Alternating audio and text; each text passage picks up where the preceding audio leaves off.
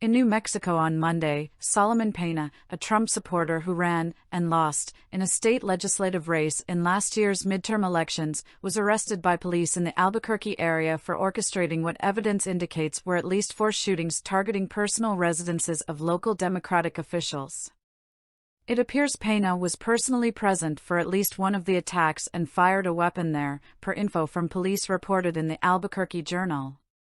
There were no injuries reported in connection to the incidents, but that's not because they weren't serious.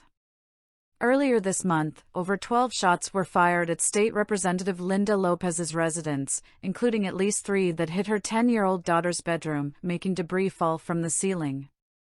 The shooting stretched across roughly a month, starting on December 4th with an incident at a local residence of Bernalillo County Commissioner Adrian Barboa, where bullets reportedly went through a front door.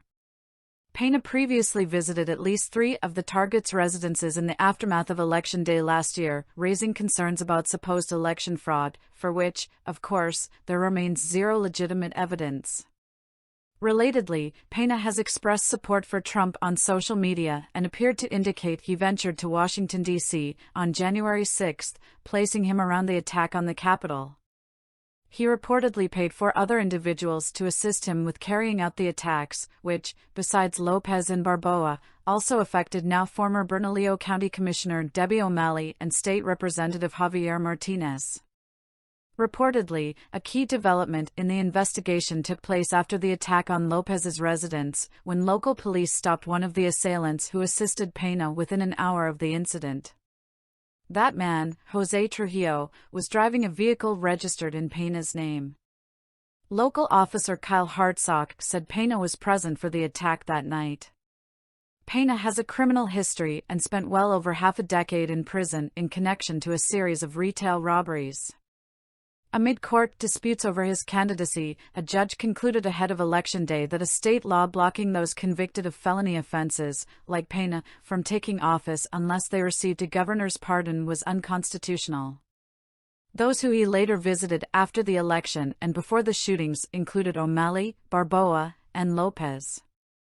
According to O'Malley and Barboa, Pena referenced the number of residences his campaign reached in its door-to-door efforts, which obviously is not an inherent predictor of a campaign's success. O'Malley said she informed law enforcement of the encounter, although Pena evidently didn't show direct predispositions to violence at that time. He was just sort of all over the place, the things he was putting together weren't quite connecting or fitting, Barboa additionally recalled. You can't say because you knocked on 1,000 doors, you know you got 1,000 votes. The attacks obviously connect to what remains a continuing and persistent threat of political violence exemplified by figures on the far right who Trump refuses to condemn in remotely consistent terms. He has pushed for the release of all those detained in connection to the Capitol riot, not making any distinction at the time between those in pretrial detention and those already sentenced or those accused of violent crimes versus those facing accusations of nonviolent offenses. His accepting attitude isn't helping. There was also reporting about a Capitol rioter and a co-conspirator who were plotting what were evidently meant as lethal attacks against law enforcement personnel purportedly involved in building the criminal case against the rioter. Authorities arrested the duo after a third individual provided information.